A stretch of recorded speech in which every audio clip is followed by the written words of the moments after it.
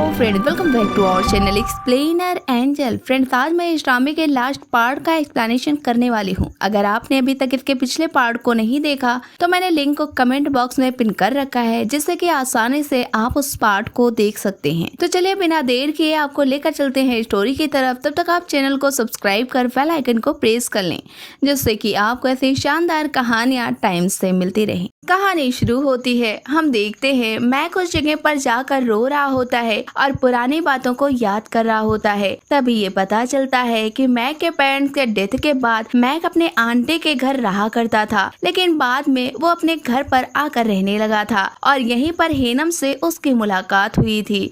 और ये रिश्ता प्यार में कब बदल गया, इस बात का एहसास दोनों को ही नहीं हुआ, जिसके बाद अक्सर ही हेनम इसके साथ वक्त बिताया करती थी। अब ये सारी बातें मैक को याद आती हैं, जिस वजह से वो काफी रो रहा होता है। लेकिन अब मैक को चैन नहीं मिलता। वो अपने फेस को हाइड करके हेनम की तलाश में निकल पड़ता है, क्योंकि गोलू की बॉडी में उसे हेनम की शक्ल नजर आई थी। इसलिए हर तरफ वो हेनम को तलाश कर रहा होता है। यहाँ तक कि वो डॉली की माँ के पास भी पहुँच जाता है, जहाँ पर मैक को वो पहचान भी जाती है, क्योंकि ये दोनों ही क्लासमेट हुआ करते थे और काफी देर इनकी बातचीत होती है। तभी यहाँ पर डॉली आ जाती है। ये देखकर वो यहाँ से चला जाता है। उधर गोल्फ पर सारे ही डायरेक्टर गुस्सा कर रहे होते हैं, क्योंकि मैक को फोटोशूट के लिए जाना था और वो अभी तक गया नहीं था। साथ ही वो लोगों की नजर से लापता भी हो गया था। अब वो गोल्फ का फोन भी रिसीव नहीं कर रहा होता, क्योंकि मैक अब हेनम के घर चला गया था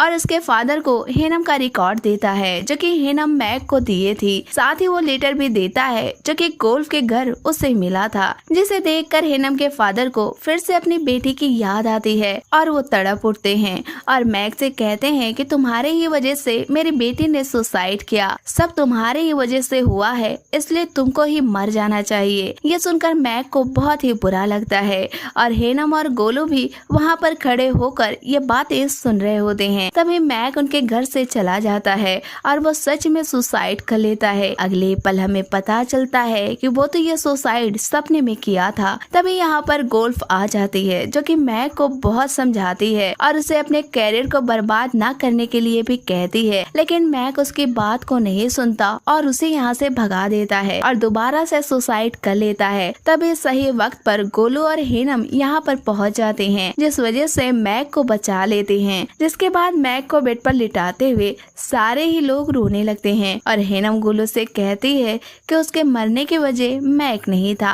वो पास्ट में बहुत ही हैप्पी थी, लेकिन सुसाइड क्यों किया इस बात का पता उसे अभी भी नहीं है और न ही पुरानी बातें उसे याद है। इस बात के लिए वो बहुत परेशान होती है। साथ में गोलू भी परेशान हो रहा होता है। खैर अगले दिन मैक गोलू से मिलता है और कहता है कि उसने उसको क्यों बचाया, जिस पर गोलू कह देता है कि वो अपनी बहन की खुशी के लिए उसको बचाया है, क्योंकि वो मरने के बाद भी उसके साथ रह रही है और उसे नजर भी आती है। साथ में ये भी कहता है कि शायद उसे इस बात पर यकीन न हो, लेकिन ये बात सच है। गोलू की ये बात सुनकर मैक खामोश हो जाता है और उसे देखने लगता है और गोलू गुस्से में यहाँ से चला जाता है।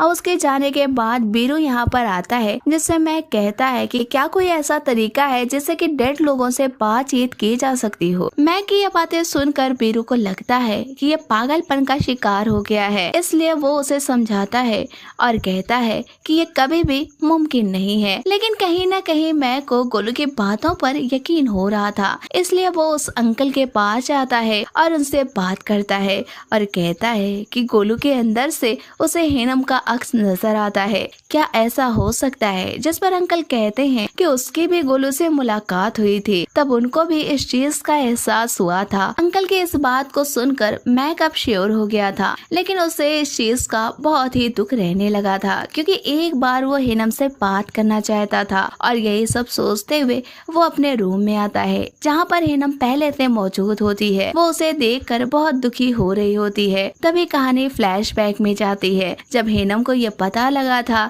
कि मैक की एक गर्लफ्रेंड है। ये चीज उसे बहुत ही दुख देती है। वो खाने के टेबल से उठकर चली जाती है और दूर दूर से मैक और उसकी गर्लफ्रेंड को देखा करती थी, साथ ही अंकल से भी मिला करती थी। लेकिन अब हेनम के अंदर से वो चेहरा महक और खुशी खत्म हो चुकी थी। खैर ये सारी बातें हेनम की माँ को पता लग जाती हैं। साथ ही उनको ये भी पता लग जाता है कि अंकल ये सब में हेनम का सपोर्ट कर रहे हैं। साथ ही अंकल हेनम के टीचर थे। ये सारी बातें हेनम की माँ को बहुत ही बुरी लगती है। वो उसे स्टडी करने से भी रोक देती है, जिस वजह से हेनम की जिंदगी में दूसरी मुसीबतें आ जाती हैं।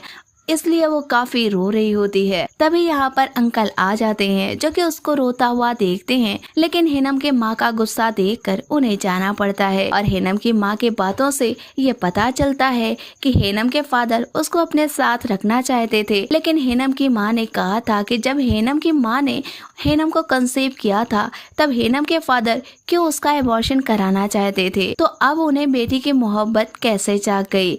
ये सारी बातें हेनम को और भी दुख देने लगी थी। खैर हेनम महक और अपने फादर साथ में अंकल को भी बुला लेती है, लेकिन सारे लोग आपस में झगड़ने लगते हैं। हेनम के फादर महक को जरा भी पसंद नहीं करते थे। यही परेशानी में घिरी हेनम को मौत के सिवा दूसरा कोई रास्ता नजर नहीं आता, इसलिए उसने सुसाइड कर लिया था, क्योंकि उसकी माँ उसे अपने साथ रखना चाहती थी और फादर अपने साथ और महक उसे अपने साथ रखना चाहते थे। लेकिन तीनों पार्टी एक दूसरे को देखना भी पसंद नहीं करती थी। यही सारी बातें अब प्रेजेंट में हेनम को याद आने लगी थी, इसलिए वो अपने भाई के पास जाती है। लेकिन उसका भाई भी उससे ठीक से बात नहीं करता, क्योंकि वो अब जान चुका था कि हेनम उसकी सगी बहन नहीं है और यह बात उसने गोलू से छिपाई थी। इसलिए गोलू हेनम से कभी ना मिलने के लिए कह देता है। लेकिन वक्त बीतने के साथ गोलू के अंदर बहन की मोहब्बत जाग उठती है। तभी अगले दिन महक गोलू से मिलता है